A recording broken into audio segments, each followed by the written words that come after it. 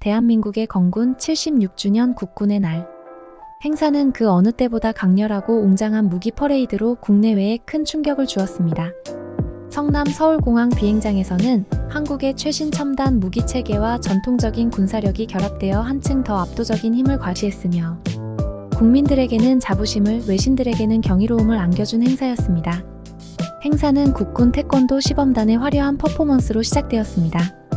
이들은 단체로 일사불란한 움직임을 선보이며 고난도의 격파 시범을 연달아 성공했습니다. 특히 3층 높이에서의 고공 격파는 현장에서 지켜보던 관중들의 탄성을 자아냈습니다. 태권도는 단순한 무술을 넘어 한국군의 정신적 무장을 상징하는 무예로서 이번 행사의 시작을 매우 강렬하게 열어주었습니다. 이어지는 블랙이글스의 축하 비행은 그야말로 압도적이었습니다. 8대의 T-50B 블랙이글스 전투기가 대한민국의 태극 문양을 하늘에 그리며 비행하는 모습은 국군의 기술력과 기동성을 상징하는 장면이었으며 전 세계로 생중계된 이 장면은 한국 공군의 기량을 과시하는 시간이었습니다. 블랙이글스는 화려한 고개 비행을 통해 하늘을 가르며 행사장을 찾은 모든 사람들에게 잊지 못할 인상을 남겼습니다. 윤석열 대통령과 한동훈 국민의힘 대표, 박찬대 더불어민주당 원내대표를 비롯한 여야 정치인들과 외국 주요 인사들이 대거 참석한 이번 행사에서 윤석열 대통령은 축사를 통해 우리 대한민국 국군은 그 어느 때보다 강력한 힘을 바탕으로 한반도와 동북아시아의 평화를 지킬 준비가 되어 있다며 자주 국방의 의지를 강력히 천명했습니다. 특히 국내외 언론들의 뜨거운 관심을 받았던 이번 행사는 한국의 군사력이 단순히 방어 차원을 넘어선다는 것을 보여주는 중요한 자리였습니다. 행사의 절정은 단연코 현무5 미사일의 첫 등장에 있었습니다.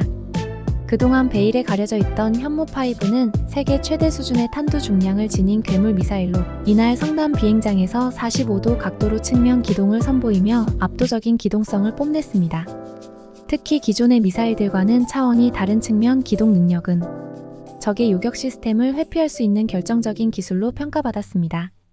군 관계자들은 현무5는 한국의 지형 특성에 맞춰 개발되었으며 벙커버스터로서도 그 능력이 탁월하다고 밝혔습니다. 이 미사일은 8톤에 달하는 탄두를 장착하고 있어 지하 100m 깊이에 있는 적의 핵심 지휘소나 시설을 무력화할 수 있습니다. 뿐만 아니라 현무5는 음속의 10배 속도로 적 목표에 돌진하며 전술에게 버금가는 파괴력을 자랑합니다. 이날 등장한 현무5는 그 자체로 주변국들에게 경고 메시지를 던졌으며 한국이 더 이상 방어적 군사력에 머물지 않고 공격적인 대응을 할 준비가 되어 있다는 점을 분명히 했습니다.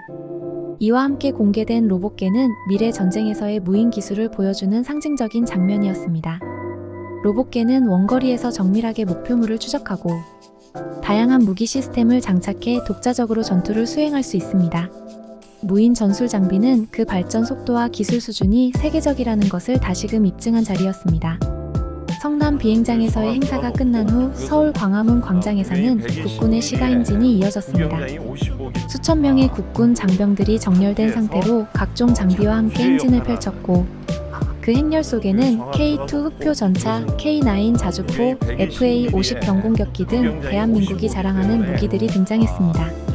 광화문 일대는 이 행진을 보기 위해 몰려든 인파로 가득 찼고 행진이 시작되자마자 시민들은 뜨거운 박수와 환호로 국군을 응원했습니다. 그날 광화문은 국군의 압도적인 군사력을 체감한 시민들로 넘쳐났습니다. 현무5 미사일의 첫 등장은 국내뿐 아니라 주변국들에도 큰 파장을 일으켰습니다. 중국, 북한, 일본 모두 한국의 현무5 미사일과 첨단 무기 체계의 깊은 우려를 표명하며 다양한 반응을 보였습니다. 먼저 중국은 한국의 현무5 미사일을 매우 민감하게 받아들였습니다. 중국의 군사 전문가들은 현무5는 단순히 방어용 미사일이 아니다. 이 미사일의 사거리와 파괴력을 고려할 때 중국 본토도 타격 범위에 들어갈 수 있다고 경고했습니다. 특히 현무5가 대량 생산되고 있다는 점에서 중국은 더욱 불안해하며 한국의 군비 확장은 중국과의 군사적 긴장 상태를 고조시키고 있다는 보도를 내놓았습니다. 중국 정부는 이번 현무5의 공개를 두고 미국과의 군사 협력이 크게 강화된 결과라며 강한 불쾌감을 드러냈습니다. 일본 또한 긴장하지 않을 수 없었습니다. 일본의 군사 전문가들은 현무5의 사거리와 파괴력이 일본 자위대가 보유한 미사일을 능가한다는 점에 주목하며 한국의 군사력이 자위대를 압도하고 있다는 평가를 내렸습니다. 일본 내에서는 자위대의 군사력 증강을 요구하는 목소리가 커지고 있으며 일본 정부는 한국과의 군사 격차를 줄이기 위한 대책을 서둘러 마련해야 한다는 압박을 받고 있습니다.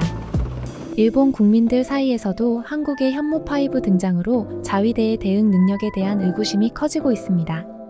그러나 가장 강력한 반응을 보인 곳은 바로 북한이었습니다.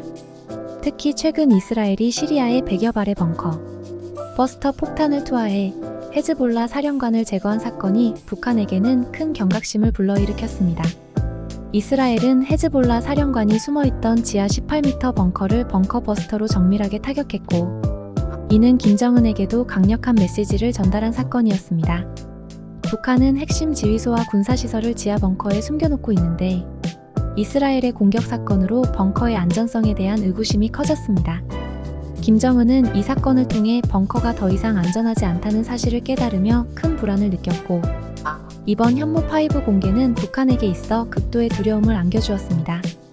현무5의 벙커 버스터 기능은 김정은이 은신할 수 있는 지하 벙커마저도 무력화할 수 있다는 사실을 의미합니다. 이는 북한 정권의 존립 기반을 위협하는 무기입니다. 김정은은 이에 대해 극도로 격분하며 한국을 맹비난했습니다. 북한 관영 매체는 한국은 미국의 지시를 받아 우리를 선제 타격할 준비를 하고 있다며 이번 현무5 공개가 전쟁 도발의 전조라고 강력히 비난했습니다. 그러나 속내는 이스라엘의 사례처럼 현무5가 자신을 겨냥할 수 있다는 공포감에 휩싸인 것입니다. 김정은은 내적으로는 극도의 불안과 공포에 떨고 있으며 북한 내부에서조차 현무5에 대한 대응책을 마련하는 데 어려움을 겪고 있습니다. 현무5의 위력 앞에서 북한의 핵심 시설과 지휘 체계가 무너질 수 있다는 가능성은 김정은 정권의 치명적인 위협이 되고 있습니다. 이렇듯 북한, 중국, 일본 모두 한국의 군사력 강화에 불안을 느끼고 있으며 현무5 미사일의 등장은 동북아시아에서의 군사적 긴장을 한층 더 고조시키고 있습니다. K-밀리터리라는 이름 아래 한국의 국방력은 이제 세계적으로도 인정받는 수준에 도달했습니다.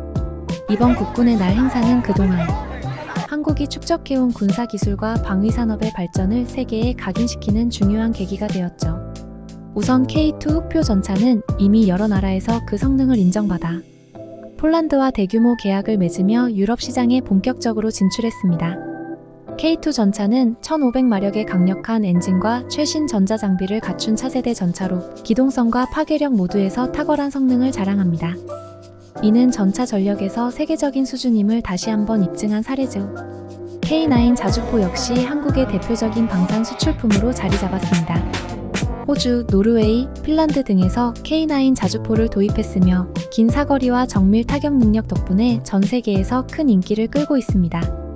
40km 이상의 사거리와 고속 연사 능력을 갖춘 K9 자주포는 동북아시아뿐만 아니라 전 세계적으로도 최고의 자주포로 평가받고 있죠. FA-50 경공격기는 필리핀, 콜롬비아 등 동남아시아와 남미에서 큰 인기를 끌며 수출되고 있습니다. 이 경공격기는 가성비와 성능을 겸비한 전투기로 여러 나라에서 적극적으로 도입하고 있는 기종입니다. 앞으로도 FA-50의 수출 전망은 밝습니다. 그리고 무엇보다도 현무 미사일 시리즈는 한국의 첨단 미사일 기술을 상징하는 대표적인 무기입니다. 현무5의 등장은 한국이 이제는 전 세계 미사일 강국으로서 자리매김했다는 것을 보여줍니다. 한국은 현무 시리즈를 통해 전 세계 방산 시장에서 새로운 강자로 떠오르고 있으며 이 미사일은 여러 나라에서 큰 관심을 받고 있습니다. 한국의 현무5 미사일 공개와 국방력 강화는 동북아시아 정세에 커다란 변화를 예고하고 있습니다. 특히 중국과 일본은 이러한 한국의 군사력 발전을 예의주시하고 있으며 각국 지도자들은 자국의 안보에 대한 우려와 대응책을 내놓고 있습니다. 시진핑 주석은 이번 한국의 군사력 과시와 현무5의 등장이 자국의 안보와 중국의 패권 전략에 직접적인 도전이 될 수 있다고 강하게 반응했습니다. 시진핑 주석은 즉각 중앙군사위원회를 소집해 한국의 군사기술력과 미국과의 군사협력 강화에 대한 보고를 받았으며 이에 따른 대응책을 검토하라고 지시했습니다. 시진핑은 한국이 현무5와 같은 장거리 미사일을 보유하게 됨으로써 단순히 한반도 방어가 아닌 중국 본토를 사정권에 두게 되었다는 점을 크게 경계했습니다. 그는 내부 회의에서 한국은 이제 군사력에서 단순한 방어적 전략을 넘어서고 있다. 그들이 미국과 협력하여 첨단 무기를 개발하고 있다는 것은 곧 미국의 아시아 전략의 일환으로 중국의 안보를 위협하는 수순임이 분명하다고 말했습니다. 이어 시진핑은 한국의 이러한 움직임은 미국의 영향력 확대를 도모하는 행위다. 우리는 더 이상 이를 좌시할 수 없으며 중국의 주권과 국가 안보를 지키기 위한 강력한 조치를 취해야 한다고 강조했습니다. 그는 중국 군부에게 동아시아 지역의 군사적 긴장을 완화하기 위한 외교적 노력과 함께 군비 증강을 통한 실질적 대응 방안을 마련하라고 지시했습니다. 또한 시진핑 주석은 한미 동맹의 군사적 협력이 중국의 동북부 지역과 남중국해에서의 전략적 패권을 위협할 수 있다는 점을 우려하고 있습니다. 그는 한국의 현무5는 단순한 방어용 미사일이 아니다. 그들이 전술핵급 미사일을 실전 배치한다면 이는 중국의 핵심 이익에 큰 도전이 될 것이라고 경고하며 우리는 국제사회에서 한국과 미국의 군사적 동맹을 견제할 수 있는 외교적 카드를 준비해야 한다며 미국과의 경쟁 속에서 한국의 독자적 군사력 강화를 매우 불쾌하게 여기고 있음을 분명히 했습니다. 중국 내부에서는 이번 한국의 현무5 공개가 동아시아 군사 균형을 무너뜨릴 수 있다는 분석이 나오고 있으며 특히 대만 문제와 남중국해 분쟁에 있어 한국이 미국과의 긴밀한 협력을 통해 중국의 전략적 위치를 위협할 수 있다는 우려가 커지고 있습니다. 시진핑 주석은 중국은 한반도의 평화와 안정을 지지하지만 군사적 대치와 미국의 개입이 중국의 안보를 해친다면 결코 좌시하지 않겠다고 강력한 경고를 던졌습니다. 이어 우리의 주권과 국익을 지키기 위해 필요한 모든 수단을 동원할 것이라며 동북아시아 지역에서의 군사적 긴장이 앞으로 더 고조될 수 있음을 암시했습니다. 반면 이시바 시게루 일본 신임 총리는 한국의 현무5 미사일 공개가 자국의 안보에 미치는 영향을 분석하며 자위대의 군사력 증강이 시급하다는 점을 강조했습니다. 이시바 총리는 한국의 군사력 증강은 단순한 방어 차원이 아니다. 한국은 이제 주변국에 대한 군사적 억제력을 갖추려 하고 있으며 일본 또한 이에 맞서는 새로운 전략을 마련해야 할 시점이라고 언급했습니다.